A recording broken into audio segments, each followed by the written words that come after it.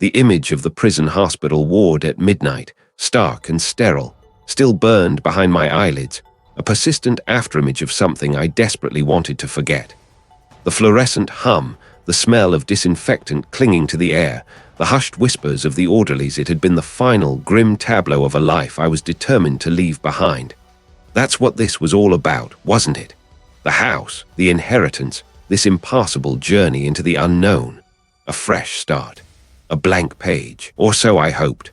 My hands tightened on the steering wheel, gripped tight against the worn leather. The road, once a smooth ribbon of asphalt, had devolved into a pockmarked track, barely wider than the car itself, swallowed by ancient gnarled trees that clawed at the fading sky.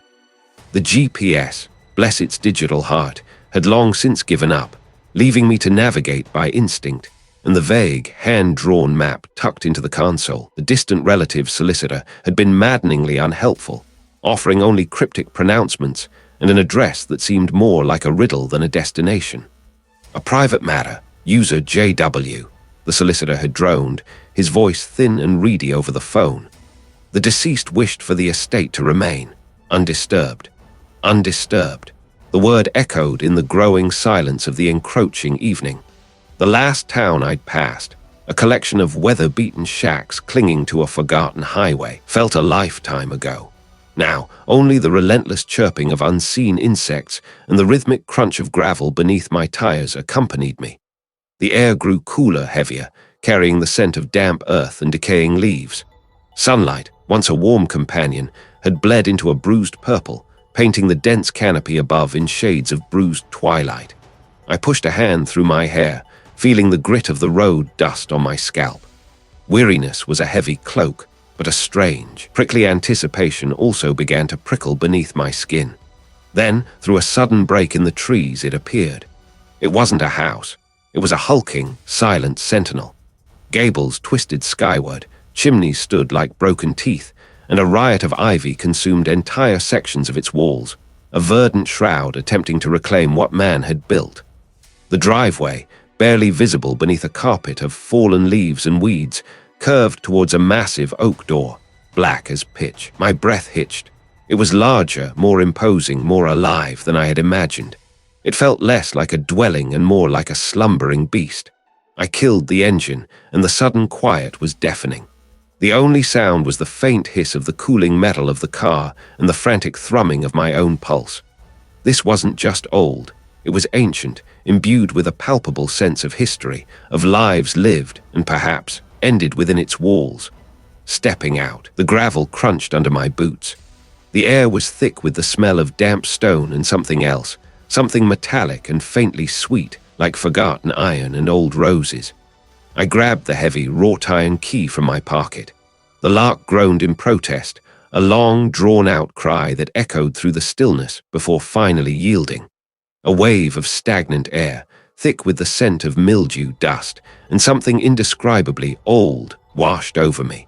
Nothing, of course. The power had been cut years ago, the solicitor had mentioned, a detail I'd conveniently forgotten.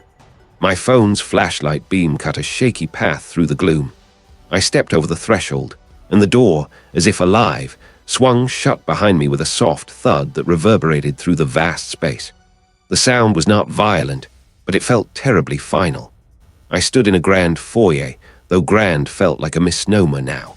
Dust sheets draped over looming furniture like ghostly figures, their outlines hinting at velvet sofas and ornate tables. Cobwebs, thick and grey, festooned every corner, catching the phone's weak beam like spun silver.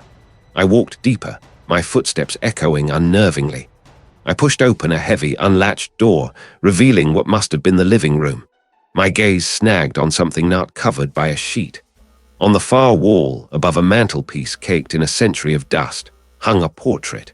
His eyes, even through the grime and the gloom, seemed to follow me, unnervingly lucid and piercing. It was the distant relative, I presumed, the one whose mysterious death had led me here. I approached it slowly, the floorboards groaning in protest. As I drew closer, the details sharpened. The man's lips were thin, almost a sneer, and his hair was slicked back from a high forehead.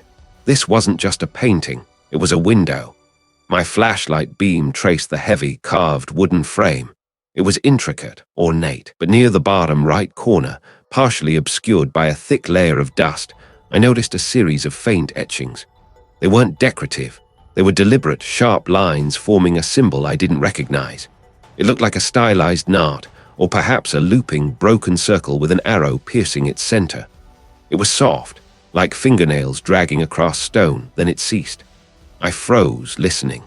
It had to be the old pipes settling, or the house groaning under its own weight. That was it, just the house. The air felt charged, as if something invisible had just passed through it. The portrait's eyes, I swore, held a new glint, a silent, knowing accusation. This wasn't just an inheritance, it was an invitation, and I had just walked right into it. The last crunch of gravel under my tires died a lonely death as I finally cut the engine. A profound silence descended, broken only by the hum of cooling metal and the distant, mournful call of an owl. The ancestral home loomed, a silhouette against the bruised purple of the twilight sky, its gables like crooked teeth, its windows like vacant eyes. It was larger than I remembered from the probate photos and infinitely more decayed. A determined sigh escaped me. This was it, my fresh start. I hauled my duffel bag and a box of essentials from the trunk, the air immediately heavy with the scent of damp earth and something else, something old and metallic, like rusted iron. The front door, a monstrous slab of oak, groaned open with a sound that seemed to rattle the very foundations. Inside, the air was cold and stagnant, thick with the smell of dust, mildew, and something I couldn't quite place, a faint, sweet decay, like forgotten flowers. My footsteps echoed, each one a sharp crack in the cavernous foyer. The first few hours were a blur of gritty determination. I found the main bedroom on the second floor, the least dilapidated of the lot, its windows overlooking a tangle of overgrown shrubbery. The mattress, surprisingly, was still present, though lumpy and draped with a sheet of cobwebs.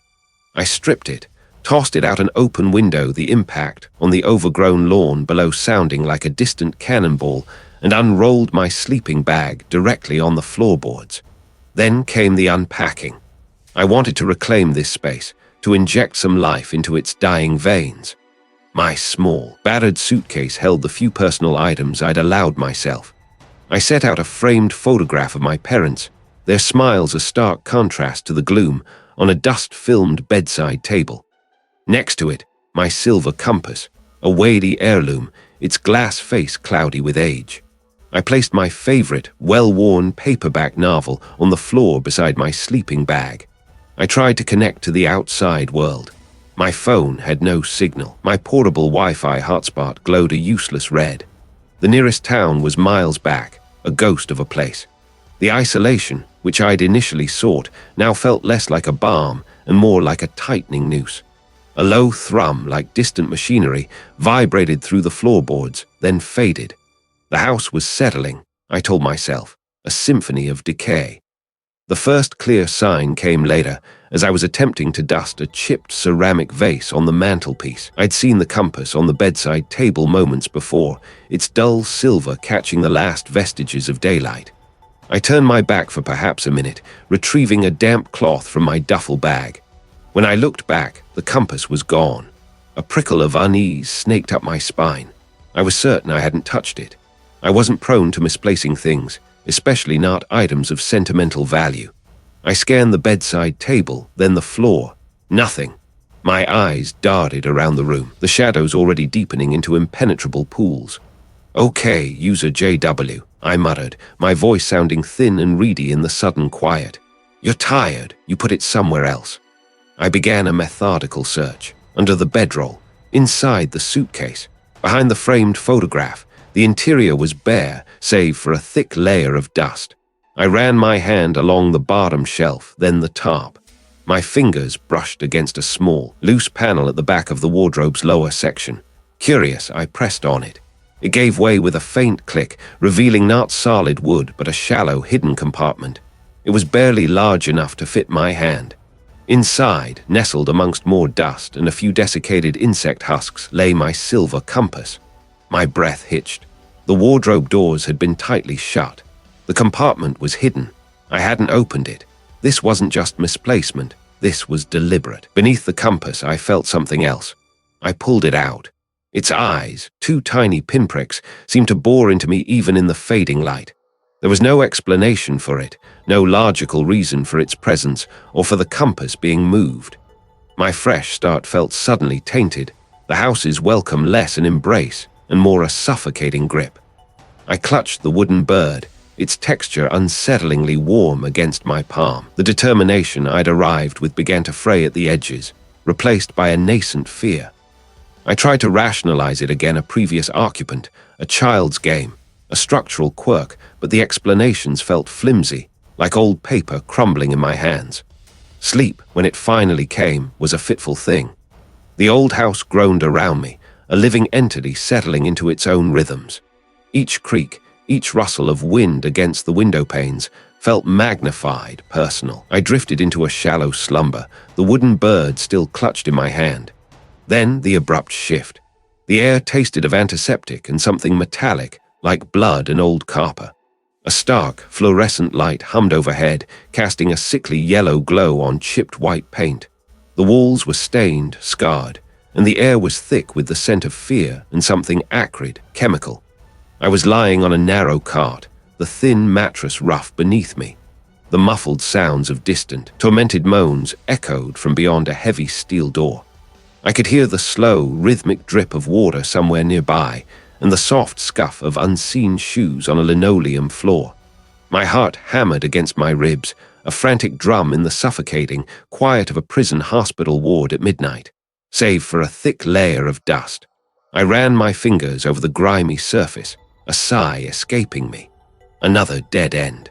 The air in the wardrobe was stale, heavy with the scent of old wood and forgotten things. Just as I was about to swing the heavy doors shut, my hand brushed against something loose at the back. It wasn't immediately obvious, but a small section of the paneling felt slightly recessed, less solid than the rest. Curiosity, a dangerous ally in this house, urged me on.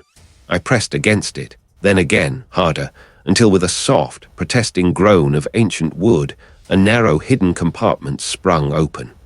Inside, nestled amongst more dust and a few desiccated spiders, lay a small, leather-bound journal. Its cover was dark, almost black, and felt strangely cold beneath my fingertips. No title, no author, just an intricate, almost hypnotic symbol embossed into the leather, a looping, angular design that seemed to writhe and coil. My heart gave a little skip. This felt different. This felt like a find. I carried the journal to the small, rickety table I'd dragged into the main living space. The sun had long since dipped below the horizon, and the house was settling into its usual chorus of creaks and groans, each one amplified by the oppressive silence. The journal's pages were brittle and yellowed, filled with a spidery, looping script in faded black ink. It was difficult to read, the language archaic, the entries fragmented and often cryptic. November 14th. I deciphered one entry, my brow furrowed. The air grows thin, the hunger stirs, we must prepare the offering. Another, the claiming draws near, the debt must be paid, else the house demands its due. My skin prickled. What was the claiming? What debt? The journal offered no easy answers, only more questions, each one more unsettling than the last. I could feel the tension tightening in my shoulders, a knot forming in my stomach. Just then, a distinct creak sounded from directly above me, in what I assumed was one of the empty, sealed-off bedrooms on the second floor. It wasn't the usual settling of old timbers. This was a deliberate, heavy shift, like a footstep. I froze, my breath catching in my throat. I told myself it was the house, just the wind, the aged structure groaning under its own weight, but there was no wind. The night was still. Then it came. Faint, sibilant, just at the very edge of hearing, like dry leaves skittering across stone. Nothing, just the flickering candlelight and the oppressive silence that now felt even heavier, pregnant with unseen presence. "Hello," I called out, my voice a reedy whisper in the vast space, sounding utterly foolish even to my own ears. No answer, only the frantic thumping of my own pulse against my ribs. I tried to rationalize it away. Stress, exhaustion, the isolation playing tricks on my mind. I'd been through a lot. A new life, a new home, a mysterious inheritance. It was only natural for my imagination to run wild. I forced myself to take a deep breath, to focus on the journal again. But the seed was planted. I tried to dismiss it, to immerse myself in the brittle pages, but the words swam before my eyes. I kept glancing up, expecting to see something, anything. Later, much later, I finally gave up on sleep. Every time I closed my eyes, I saw fleeting, formless shapes at the edge of my vision, gone the moment I focused. The house felt like it was breathing around me, a living, watchful thing.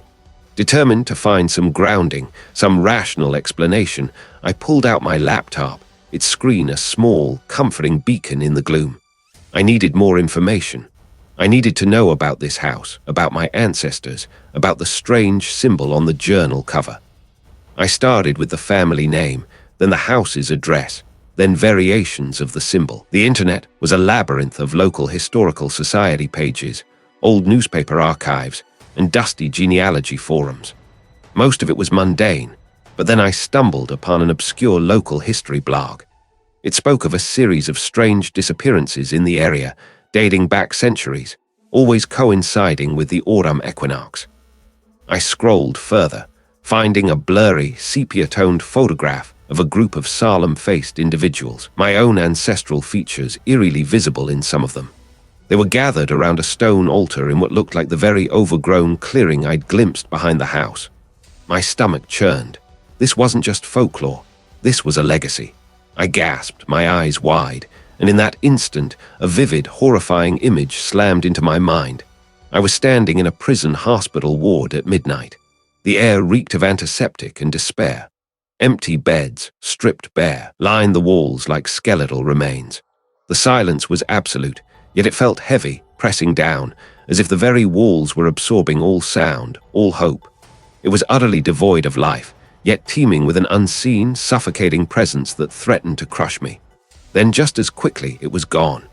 I was back in the flickering candlelight of my ancestral home, gasping for air, clutching my chest. My hands were shaking uncontrollably.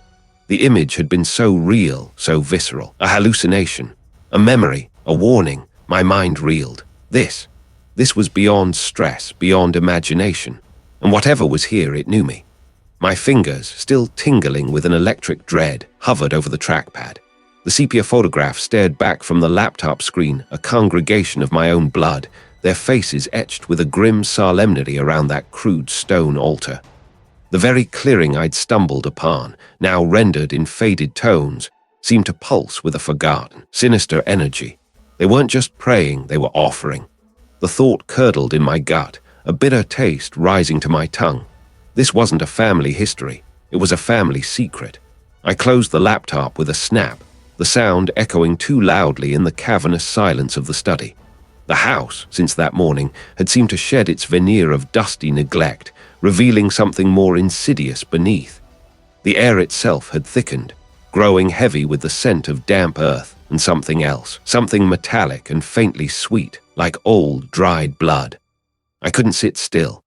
I started my search in the study, systematically pulling out books, feeling along the backs of shelves, tapping on the paneling.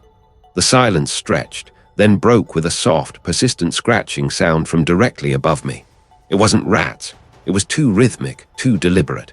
Like fingernails dragging across wood, slowly, steadily, moving from one end of the ceiling to the other. It followed me as I moved, a relentless accompaniment to my search. It wasn't locked, but the lid was stiff, resisting my efforts. With a grunt, I forced it open, revealing not clothes or linens, but a layer of brittle, yellowed newspapers. Beneath them, nestled amongst moth-eaten velvet, lay a small, leather-bound journal and a stack of letters tied with a faded ribbon. I lifted the journal, its cover cool and smooth beneath my fingertips. The first entry, dated 1887, was written in a spidery, elegant hand. It belonged to an ancestor, a woman whose name I vaguely recognized from the family tree I'd glimpsed online. Her words were initially mundane observations about the weather, household chores, but soon the entries shifted. Appeasement. The letters, even more disturbing, were addressed to her from various relatives spanning decades. They spoke of missing children, the price of the land, and the pact. One letter, dated 1912, described a young boy, barely 7 years old, who had wandered into the woods and was never seen again. The tone was not one of grief. The letter concluded with a cryptic line, The hunger must be fed, or it will take us all. User JW, you must understand. My name, my own name, etched in faded ink on a century-old letter. It knew me. The entity, whatever it was, knew me. This wasn't just history. It was my history, legacy waiting for me. A sudden, sharp crack echoed from behind me like a whip lashing through the air. I spun around, my eyes wide, but saw nothing. The image was primal, terrifying. Then the world around me dissolved. The musty study, the flickering candlelight, the very walls of the house melted away into a blinding, painful white. A searing pressure built behind my eyes, and a high-pitched whine filled my ears, growing louder, more insistent, until it was all I could hear. When the white cleared, I was no longer in the study. I was lying on a thin, hard cart, a rough woolen blanket chafing my skin. The air was thick with the sterile tang of antiseptic, overlaid with the faint, metallic scent I now recognized as blood, and something else, something cloying and sickly sweet like decay. Fluorescent lights hummed overhead, casting a harsh, unforgiving glare on the peeling paint of the ceiling. The walls were institutional green, scarred with faded scuff marks. A small, barred window offered no view, only impenetrable blackness. I was in a prison hospital ward at midnight. A tremor ran through me. How? When? My mind reeled, grasping for a memory, any memory of how I came to be here. My last conscious thought had been the journal, the drawing.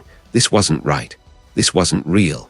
From somewhere down the silent corridor, a low, guttural moan echoed, followed by the clinking of metal on metal, a gate, a lark.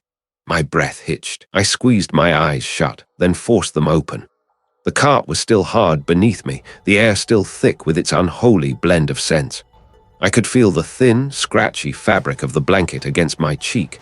This was real, too real. It wasn't a person. It was merely a distortion of the light, yet it pulsed with a malevolent awareness. It seemed to lean over me, an invisible weight pressing down on my chest, stealing the air from my lungs. I tried to scream, but no sound escaped. My throat was seized, my vocal cords paralyzed. Now I know. The pressure intensified, crushing, suffocating. I thrashed, desperate to escape, to break free from the invisible bonds that held me to the cart. The sterile smell grew overwhelming, mixed with the stench of fear, my own fear. Then, just as suddenly as it had begun, the pressure lifted. The fluorescent hum faded, the sterile air thinned. The green walls shimmered, wavered, and then, with a dizzying lurch, reformed into the familiar, dust-laden study. I was sprawled on the floor, the open journal beside me, its pages still displaying the grotesque drawing. The letters were scattered around me like fallen leaves. The metallic, sweet smell still lingered, a phantom scent clinging to my clothes. It had always known me, and it was just beginning. The sterile smell grew overwhelming, sharp and metallic, clinging to the inside of my nose. My head throbbed, a dull ache behind my eyes that synchronized with the relentless, invisible pressure crushing down on my mind. I was no longer thrashing. My body had given up. Only my thoughts still struggled against the suffocating weight. I was on the cart, I knew that much, in the prison hospital ward at midnight. The air, despite its antiseptic tang, felt thick, cloying, as if something unseen was breathing it in with me, exhaling an ancient, cold dread. The words from before, the ones not heard but felt, began to coalesce again, not as distinct syllables, but as a guttural hum vibrating through my bones. It was a language without sound, a meaning without sense, yet it painted images in my mind. Dark, twisting roots burrowing deep into the earth, a hunger that transcended time, a promise of eternal belonging that tasted like dust and ash. My eyes, open but unfocused, saw the harsh fluorescent lights of the ward flicker just at the edge of my vision. Or perhaps it was just my own failing perception. It stretched, elongated, then condensed, not into a recognizable form, but into a swirling vortex of nothingness that seemed to pull at the very fabric of the air. I tried to scream, to call out to the attendant who had checked on me hours ago, but my throat was a dry, constricted pipe. My voice died, a pathetic croak, lost in the silent roar within my skull. The hum intensified, a crescendo of pure, unadulterated malevolence. It was here with me in this supposedly secure ward. It had followed.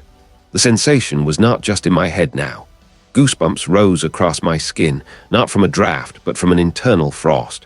I felt a feathery touch on my cheek, a breath like stale air, heavy and ancient. My eyes snapped shut, then open again, desperate for any shred of normal reality. I could feel its gaze, a scrutiny that pierced deeper than skin, deeper than bone, into the very marrow of my being. It was assessing me, weighing me. Then, as suddenly as it began, the pressure lifted. I gasped, drawing in a ragged breath, my lungs burning. The fluorescent lights were steady again. The sterile smell was just that, sterile. Had it been a dream? A hallucination brought on by stress and fear? The legal representative, a stout woman with a perpetually worried frown, arrived the next morning. She spoke of overwrought nerves and the strain of recent events, arranging for my immediate release. I didn't argue. The drive back to the ancestral home was a blur of grey highway and skeletal trees. The legal representative dropped me off at the wrought-iron gates, offering a sympathetic pat on my arm before her vehicle sped away, leaving me alone with the looming structure. The moment I stepped onto the overgrown path leading to the front door, the air shifted. The house, even from a distance, seemed to exhale, a slow, drawn-out sigh of anticipation. Inside, the silence was immediate and absolute, a heavy blanket muffling the world. I moved through the echoing halls, my footsteps loud and intrusive. This now was different. This was physical. My chest tightened, my breath catching. It felt as though the very air had thickened, resisting my presence.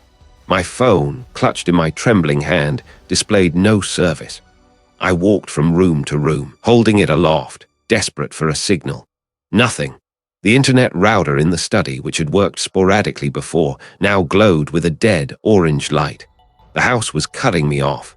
Later, as twilight bled into the vast windows, painting the rooms in shades of bruised purple and deep indigo, the sounds began. Soft creaks from upstairs, the rustle of draperies where no window was open, a faint, rhythmic scratching from behind the walls of the study. I spun around, my heart racing, but saw nothing. Just the familiar, decaying grandeur of the house. I retreated to my bedroom, pulling the heavy velvet curtains tight against the encroaching night.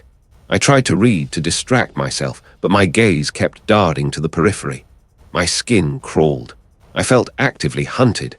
It swirled around my legs, then rose to my chest, stealing the warmth from my body. I hugged myself, shivering violently. It wasn't words, not yet, but a promise of them, a sibilant hiss that spoke of ancient hunger. I stumbled out of bed, grabbing the small, leather-bound journal I'd found hidden in the library, the one with the strange symbols. I needed to decipher it, to understand what this entity was, what it wanted. My fingers fumbled with the clasp, but my eyes were drawn, not to the symbols, but to the page opposite the one I had last read. A twisted, angular shape, like a broken star. It wrapped around me, a tightening embrace, suffocating. I tried to scream, but the sound was choked off, trapped in my throat by the immense pressure. The house was alive and it was watching. It was no longer a question of whether the entity existed. It was here, undeniably, and it had claimed me. I was trapped. The sterile smell, sharp and metallic, still clung to the inside of my nose, a phantom sensation now, even as my eyes fluttered open. I was no longer thrashing. My body had given up, only my thoughts still struggling. I lay on what felt like a cart, the canvas rough against my cheek. The air was cold, damp, carrying not just the pervasive antiseptic tang, but also an underlying scent of mildew and something else. Something stagnant, like old blood mixed with dust. My wrists were bound, not tightly, but firmly to the metal frame of the cart. My ankles, too. Panic, cold and sharp, tried to claw its way up my throat, but I forced it down. This wasn't the house. It couldn't be. The walls were painted a faded, institutional green, peeling in places, revealing raw concrete beneath. This was a prison hospital ward at midnight. I tested my restraints, a slow, deliberate pull. The canvas straps held firm, the metal frame groaned faintly. No distant murmurs, no footsteps, no rustle of sheets from other beds.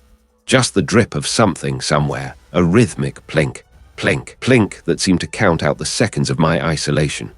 My mind, still sluggish from whatever had been done to me, tried to piece together how I'd arrived here.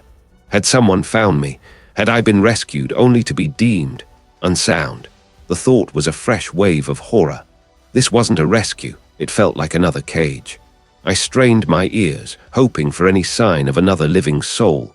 Nothing. The silence was so complete it began to hum, a low, unnerving vibration that seemed to originate from inside my own skull. My eyes scanned the room, searching for an exit, a call button, anything. There were other carts empty, lined up against the far wall, their thin mattresses neatly made, as if awaiting occupants who would never arrive. It was too clean, too orderly for an abandoned place, yet too deserted for an active one. "Hello!" My voice was a dry croak, barely audible. It felt ridiculous, speaking into such an expanse of nothingness. I pulled again at my restraints, harder this time, a desperate surge of adrenaline. The canvas chafed my skin, but it was useless. I was truly trapped. This wasn't just physical confinement. This was a psychological assault, a continuation of the house's torment. Then, a flicker. One of the high, narrow windows, previously showing only blackness, seemed to ripple. For a split second, I saw not the night, but the gnarled, ancient oak that stood sentinel outside the ancestral home, its branches scraping against glass. Then it was gone, replaced by the impenetrable black. My breath hitched. It was a trick, a hallucination. It had to be. The plink of the dripping water intensified, growing louder, closer. It wasn't water. It was thicker, slower. I turned my head, straining against the cart. In the deepest shadow of the room near the far corner, the institutional green paint of the wall seemed to blister and peel away with unnatural speed. My eyes widened, heart hammering a frantic rhythm against my ribs. The wall wasn't just decaying, it was breathing. A slow, viscous expansion and contraction, like an enormous, unseen lung. The metallic, stale smell grew stronger, mixed with something else, something fetid and earthy. The prison hospital ward was a thin veil. Beneath, the concrete cracked, spiderwebbing outwards, then opened. A fissure, black and gaping, split the wall from floor to ceiling. From within, a low, guttural thrum vibrated through the very cart I lay on. I squeezed my eyes shut, wanting it to be a dream, a final descent into madness. But the sound was too real, the smell too potent. When I opened them again, the fissure had widened into a jagged doorway, revealing not a sterile corridor, but a cavernous space beyond. This wasn't a prison. It was the house. I thrashed against the restraints, a guttural cry tearing from my throat. The false walls of the ward seemed to shiver and warp around the edges, the institutional green flickering like a dying projection. The entire room was an illusion, a sophisticated trap designed to disorient and break me. I had never left the house. My gaze was drawn to a raised stone slab in the center, and on it, an array of objects. Crude tools, some made of bone, others of pitted iron, glinted dully. There were ceramic bowls, dried residue caked on their insides, and a stack of what looked like brittle, leather-bound journals. But what truly froze me was the distinct, disturbing pattern carved into the stone surface of the slab itself. A spiraling knotwork, intricate and unsettling, radiating from a central, shallow depression. The truth hit me with the force of a physical blow. This wasn't just a house. It was a temple, a place of worship, of sacrifice. The malevolent entity wasn't just claiming the house. It was fed by it, by whatever rituals had taken place in this hidden chamber for generations. The legacy wasn't just property, it was a curse. I was not in a prison hospital ward. I was in the heart of the beast, and the beast was finally ready to feast. The thrumming from the opened wall intensified, a low, hungry growl that resonated deep in my bones. I was completely isolated, completely at its mercy, and I knew with a horrifying certainty that my distant relative's death had been no accident. It had been the last, desperate offering. And now it was my turn. The canvas straps bit into my wrists, my ankles digging deep as I thrashed, that guttural cry tearing from my throat, raw and ragged. The cold, ancient air from the newly revealed chamber clawed at my exposed skin, thick with the scent of wet earth and something else, something metallic and cloying. Drip, drip. The sound was a hammer against the inside of my skull, echoing from the darkness beyond the opening, a darkness that seemed to swallow the dim beam of my lantern. My vision swam, the edges of the stone blurring into an indistinct gray. A sudden, sharp pain lanced through my temple, and the world dissolved into a dizzying vortex of black. I woke to the sterile scent of antiseptic and something metallic, like old pennies. My head throbbed, a dull ache behind my eyes. I lay on a narrow cart, the mattress thin and unyielding beneath me. Fluorescent lights hummed overhead, casting a harsh, unwavering glare on the pale green walls. This wasn't the cellar. My wrists were free, but my ankles were still bound, though not by canvas. Thick leather straps secured them to the metal frame of the cart. A single, heavy door, grey and unadorned, faced me. No windows. Had I been rescued, or simply moved to another cage? The air felt thin, recycled, a stark contrast to the damp, earthy breath of the house. A small, worn, leather-bound journal lay on the steel bedside table, next to a chipped ceramic mug of what looked like stale water. It wasn't the same journal I'd found before, but the script, delicate and precise, was eerily familiar. My heart gave a sickening lurch. I knew this hand. It was the same relative, the one whose death had brought me here. My distant predecessor. My fingers trembled as I reached for it, leather cool and smooth against my skin. The first page was dated nearly a century ago. The entries were less frantic than the last journal, more resigned, methodical. I skimmed, my eyes devouring the words, each one a claw mark dragging across my sanity. The pact holds. It always holds. The land demands its tithe, and the bloodline is bound. Not merely custodians, as I once believed, but guardians of a prison and wardens of a gate. My breath hitched. A prison, a gate. My mind reeled, trying to reconcile the elegant prose with the monstrous implications. The entity is not merely a spirit, a spectre. It is older, a primal hunger, a wound in existence sealed by our forebears. They built the house not as a dwelling, but as a cage, each stone a ward, each beam a binding. The rituals, the offerings. They are not for appeasement, but for containment. To keep the hunger sated, to keep the gate from opening fully. The words blurred. A primal hunger, not a ghost, not a person, something fundamental and terrifying. This was the entity, this was its true nature. Then came the horrifying revelation, a knot tightening in my stomach, threatening to choke me. The drip, the constant rhythmic drip in the lowest chamber. It is the blood, not of animals, not of strangers, but of the line. A periodic offering, a slow bleed to maintain the seal.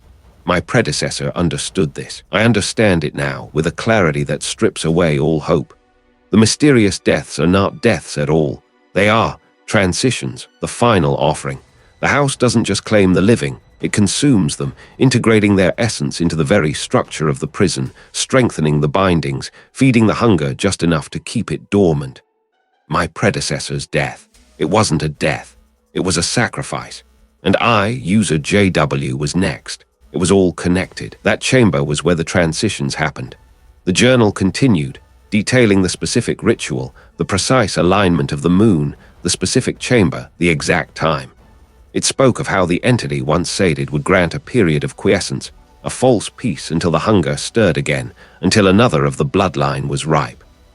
The choice is simple, yet impassable. Embrace the legacy, become the next offering, and ensure the seal holds for another generation. Or refuse, break the pact, and unleash the hunger upon the world. The entity has shown me what awaits if the bindings fail. A world stripped bare, minds unraveling, the very air weeping with despair. A desolate echo of its own eternal torment. My stomach churned, a sudden nausea rising. This was it, the terrible choice. Become the sacrifice or condemn everything. My own life for the world. My family hadn't been cursed. They had been burdened with a sacred, monstrous duty. A low growl, like stones grinding together, vibrated through the floor, through the cart, into my very bones. The fluorescent lights flickered once, twice, then steadied, but the hum intensified, an unbearable whine that scraped against my eardrums. The air grew heavy, thick with the same metallic, cloying scent I'd smelled in the cellar. It was here, with me, watching, waiting for my answer. I tore my gaze from the journal, my eyes scanning the stark room, but there was nothing visible. My hands clenched, gripped tight. The entity wanted me to understand. It wanted me to choose. And it wanted me to choose correctly. User JW, the last of the line, caught between an unthinkable sacrifice and an unspeakable apocalypse. My determination, once a shield, now felt like a fragile shell, about to crack under the immense, crushing pressure. A refusal. There had to be another way. There had to be. A low growl, like stones grinding together, vibrated through the very floorboards beneath me, up my legs, and into my bones. The air grew heavy, thick with the scent of damp earth and something metallic, like old blood oxidizing on forgotten iron. This was it.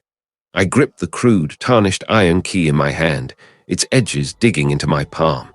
It was ancient, cold, and strangely warm all at once, a paradox that mirrored the house itself. The revelation from the previous night still clawed at my mind, twisting my stomach into knots. The journals, the hidden texts, the desperate, coded pleas of my ancestors, they weren't mad. They were warriors, or perhaps guardians. And now I was the last. The growl intensified, becoming less a sound and more a physical pressure against my eardrums. I stumbled down the final, uneven steps into what I'd always thought was merely a deep, forgotten cellar. But it was more than that. This was the heart of the house, a sprawling, subterranean chamber, unlike anything upstairs. The ceiling, low and vaulted, was reinforced with heavy timber beams blackened by age, some covered in a thick, crystalline growth that shimmered faintly in the meager light of my lantern. It felt less like a cellar and more like an abandoned factory's underground bunker, vast and echoing, choked with the smell of decay and something indefinably wrong. Midnight.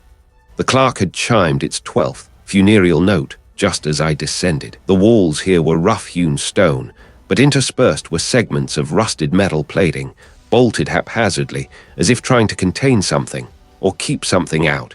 My breath plumed in the frigid air. The silence between the growls was worse, a heavy, suffocating blanket that pressed against my chest. I moved deeper into the bunker, the beam of my lantern cutting through the gloom. The space was immense, larger than the footprint of the house above. In the center, a raised dais of black stone dominated the chamber, its surface scarred with ancient carvings. And upon it, something waited. Not a physical form, not yet, but a presence. A crushing weight in the air, a silent scream that vibrated behind my eyes. My heart hammered, a frantic drum against my ribs, but my hands were steady. I knew what I had to do. The key wasn't meant for sacrifice. It was meant to unlock the binding, to sever the tether. The journals hinted at a counter-ritual, a way to break the cycle, not perpetuate it. It would demand everything, they warned. My blood, my will, my very self. But not my life, not in the way my ancestors had offered theirs. As I stepped onto the cold stone floor leading to the dais, the growl erupted into a deafening roar. The very ground shuddered. Dust rained from the ceiling in choking clouds, mingling with fine particles of something that glinted like shattered glass. I saw my distant relatives, their faces contorted in agony, their mouths open in silent screams. They were projections meant to break my resolve, to remind me of the countless who had failed or succumbed. But I was determined. I had seen their desperate writings, their final defiant acts.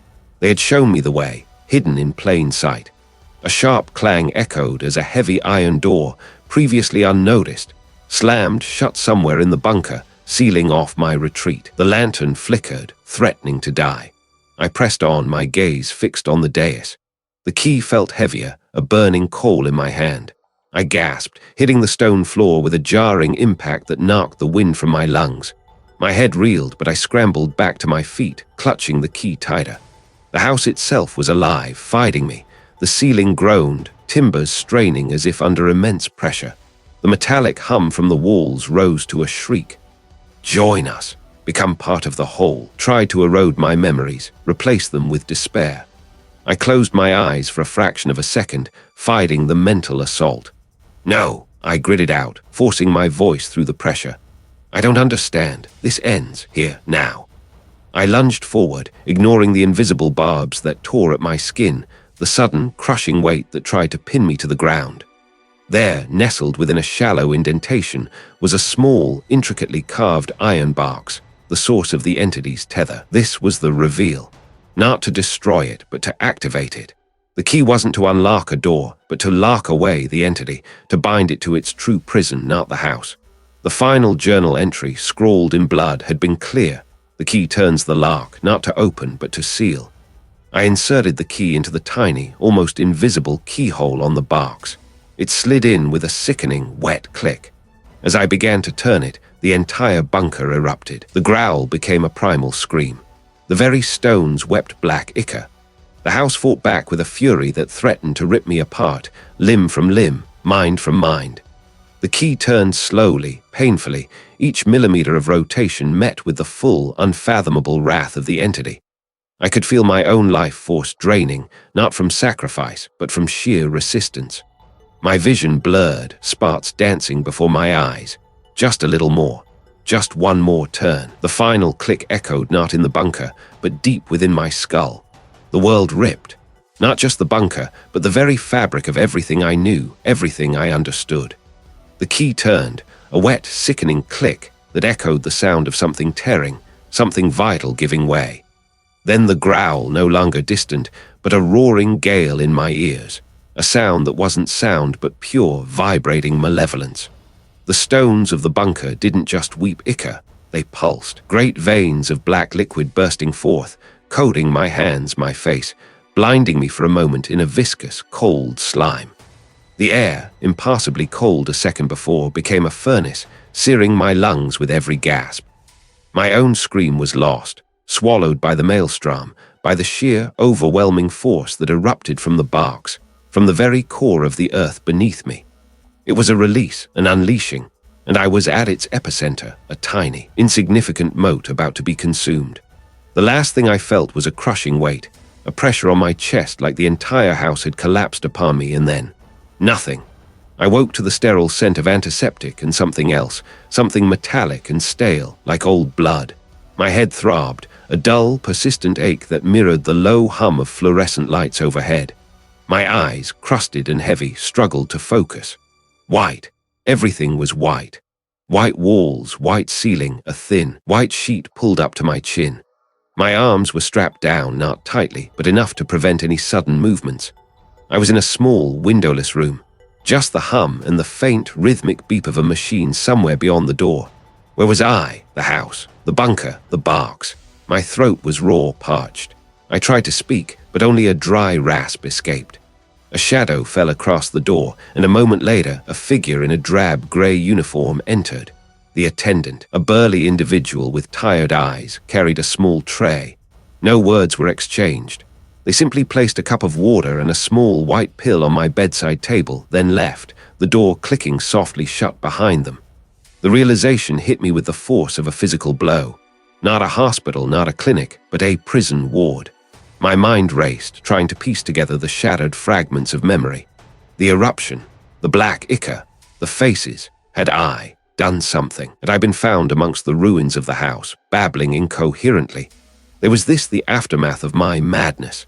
Days blurred into a monotonous cycle of waking, quiet observation from the attendants, bland food, and the heavy, sedating pills. I tried to talk, to explain, to demand answers, but my voice was weak, and my words seemed to dissolve into the stale air. They saw a broken person, a mind that had snapped, but the house. It wasn't gone. The entity. Had I defeated it, or had it merely found a new way to consume me? One night, the hum of the lights seemed to shift. It wasn't a change in pitch, but in texture, becoming something rougher, more guttural. I strained my ears, listening past the dull throb in my head. There it was again, faint but unmistakable, a low, resonant growl vibrating through the pristine white walls. It wasn't in my head, not entirely. I looked down at my hands, pale and thin, resting on the white sheet. And then I saw it, a tiny, almost imperceptible stain on the underside of my left wrist. It was black, with a faint, iridescent sheen. I tried to rub it off, but it was embedded in my skin, a permanent tattoo, a mark.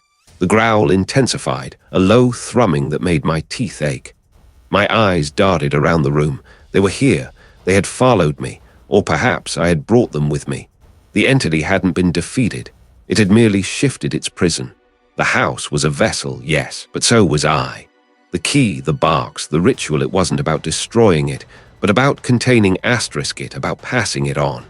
My ancestor hadn't died mysteriously. They had performed the final, desperate act of transference, and now I was the conduit. The horror wasn't over. It had merely found a new home, a new set of walls to infest. These white, sterile walls would soon weep black. These silent corridors would echo with its hunger. The attendant came in again, drawn by the sound of the fan. They looked at me, then at the fan, a flicker of confusion in their eyes. Fans on the fritz again. They mumbled, reaching for the switch. As their hand brushed the wall, I saw it, a brief, horrifying ripple beneath their skin, like something struggling to break free. But the mark on my wrist remained. And as the attendant left, the door clicking shut, I heard it again, not from the walls, not from the fan, but from deep within my own chest, a low, contented thrum. The entity was here, and it was waiting.